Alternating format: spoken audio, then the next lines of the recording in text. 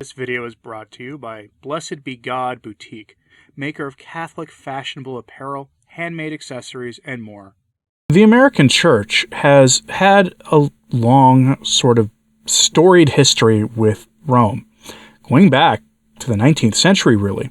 But in our lifetime, before Francis, especially for those of you who were around during the time of John Paul II, there were whispers that the American Church would go into schism with Rome.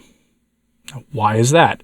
Because when you had figures like Bishop Rembert Weakland running the church and Cardinal Bernardin and a few others who were pushing things very much in a sort of a James Martin kind of direction in the church, trying to sell us on this heretical idea of the seamless garment and a bunch of other things, the church was going faster than the Vatican wanted, at least in America.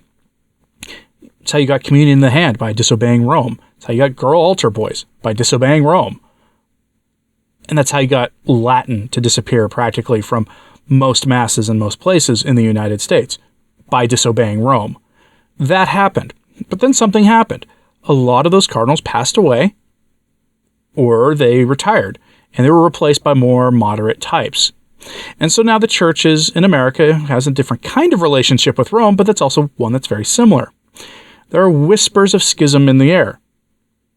Sound familiar? It should, because for whatever reason, the church in America just can't quite get on the same page with Rome. And at least in this case, that seems to be a good thing. You will be hard-pressed to find a more strident critic of the American bishops than myself, but not going along with the things Francis wants to do is not a bad thing. But they've been put on notice. And they've been put on notice by two figures, it seems. Recently, Cardinal Pierre, the papal nuncio to the United States, actually told the U.S. bishops essentially to fall in line. And this was reiterated in a much softer, kinder way by the man that I call the voice for Francis among the American bishops, and that'd be Cardinal Blaise Cupich of Chicago, who has hit mandatory retirement age, probably has submitted his resignation letter, but Francis has obviously decided to keep him around because he hit that retirement age 6 weeks ago, and if he was going to have him retire, he would have done it by now. Let's get to our story today, which begins with this headline from America Magazine. Cardinal Pierre warns against U.S. Church not working with the Universal Church. He's telling them to fall in line. This is important context because going into the Synod on Synodal's second meeting session this October, while Fiducia Supplicans is being debated still, and there's now word of deaconesses coming, that is an important message that he is sending, that they need to go along with the Universal Church. The last time we saw a message like this, it was given to the German bishops, who were going faster than Rome wanted on the Fiducia Supplicans topic and on the deaconesses issue. As I reported to you last week, the German bishops have graduated a number of women from their seminary who are ready to become deaconesses. Some of them were actually made deaconesses in the spirit, whatever that means. They have essentially ignored Rome's warning to go along with the church. At least that one bishop did. And that bishop was rewarded in Germany with words of affirmation for what he had done by the head of the German Bishops' Conference. Go figure. And now we're getting that kind of sort of reprobation from Rome towards the U.S. Church. Fall in line. Don't go it your own way. And this is weird because say whatever else you may want about the U.S. bishops, but the one thing they're not doing is trying to push the James Martin topic or deaconesses or any of these other hot button topics in the church onto their dioceses. They're not doing it. And yet, here we are, Rome telling them to fall in line. It's very curious. So from the article, quote, "The Catholic Church in the United States is grappling with a tendency to become more auto-referential and withdraw itself from the international stage and universal church," Pope Francis's representative to the United States said. Speaking with Catholic News Service before formally taking possession of his titular church in Rome, April 21st, Cardinal Christophe Pierre described the reality of the church in the United States as a paradox. He said that while the U.S. Church has, quote, always been very faithful to the Holy Father, he also noted that the difficulty in America, like in every country in a world which is integrated but becomes more and more individualistic, is to receive the message of the Pope, especially to work together. The Pope feels that if we don't work together, we are not a church, he stressed. Cardinal Pierre pointed to a growing tendency to withdraw, to be more auto-referential, both in the United States and worldwide. We have to share our riches, our goods, particularly in an increasingly individualistic world, he told Catholic News Service. And I see that as a challenge for the church, end quote. The sharing your riches thing is kind of an interesting point there. The church in America isn't exactly broke. The two countries that give to the Vatican the most are the United States and Germany. Those are the two churches that give the most. It's weird that they're the ones being called to fall in line behind Rome, coming from very different perspectives. And I do think that the finances there are a key. We know, it's established fact at this point, that the donations of individual lay people at the parish level, your weekly tithe, has dropped dramatically in the last few years, in the aftermath of Vigano's testimony about Ted McCarrick and about Francis's various other overreaches. That has had a massive effect on the pocketbook of the Vatican. We know this because they're broke, basically. That yes, they have a lot of material wealth, museums and fine art and other things that I suppose could be liquidated, and plenty of property they own. But the actual cash flow to the Vatican has slowed down quite a bit, even among the Papal Foundation, which is the sort of the version of Peter's Pence for the very, very rich. It was started by Cardinal McCarrick. McCarrick would go around and seek donations from wealthy Catholics in the United States to support the mission of the Holy Father. That was what it was supposed to be used for. And a lot of them have stopped giving too, because the founder of it was Ted McCarrick. Why would you keep donating to that, even though it's in the hands of somebody else now? And the same thing goes for the standard Peter's Pence. A lot of Americans are very upset with Francis, and so they don't give money to that cause anymore. Hence, they're supposed to fall in line. But this goes well beyond finances.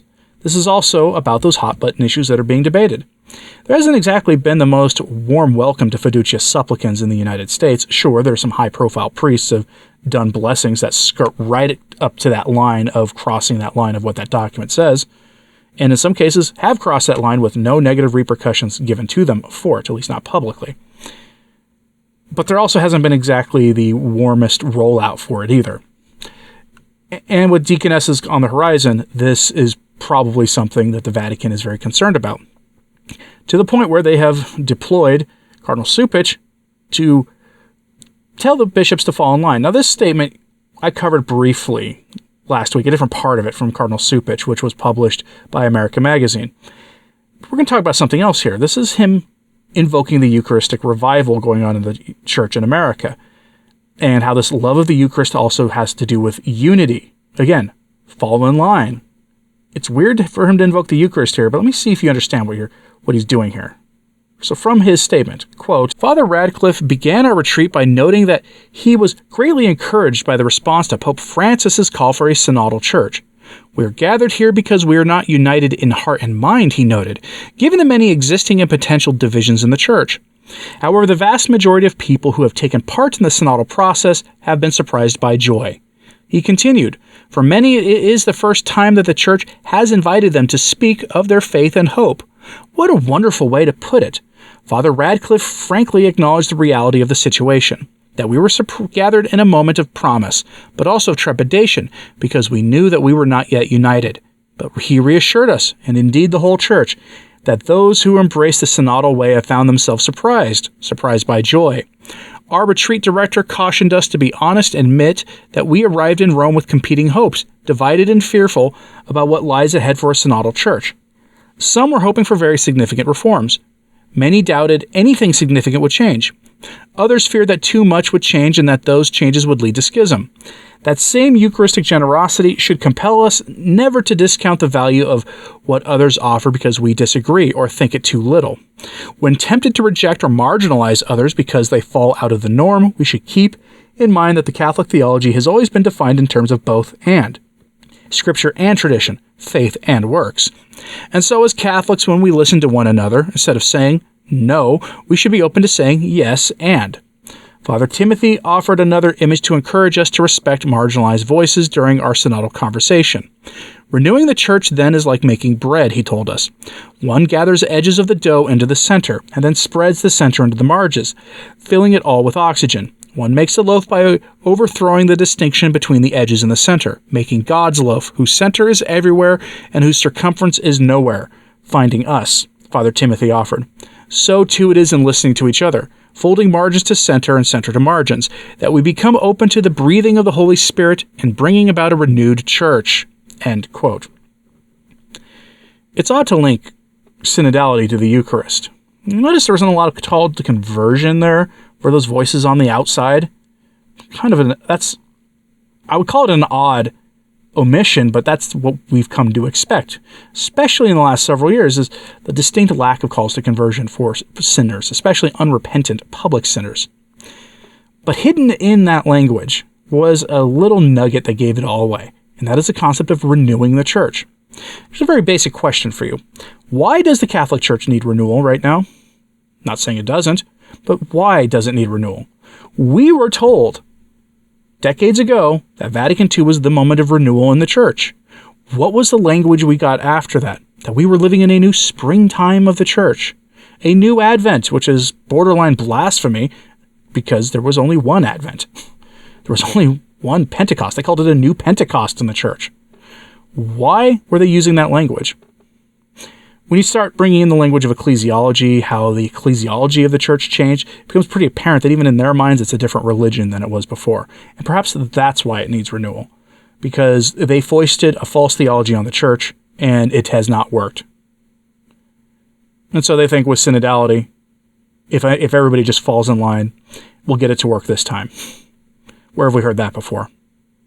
Curious what you think about this, so let me know in the comments, please. Like and subscribe if you haven't. It does help. So does sharing this on social media. That helps too. And as always, pray for the church. I'm Anthony Stine. Ave Maria.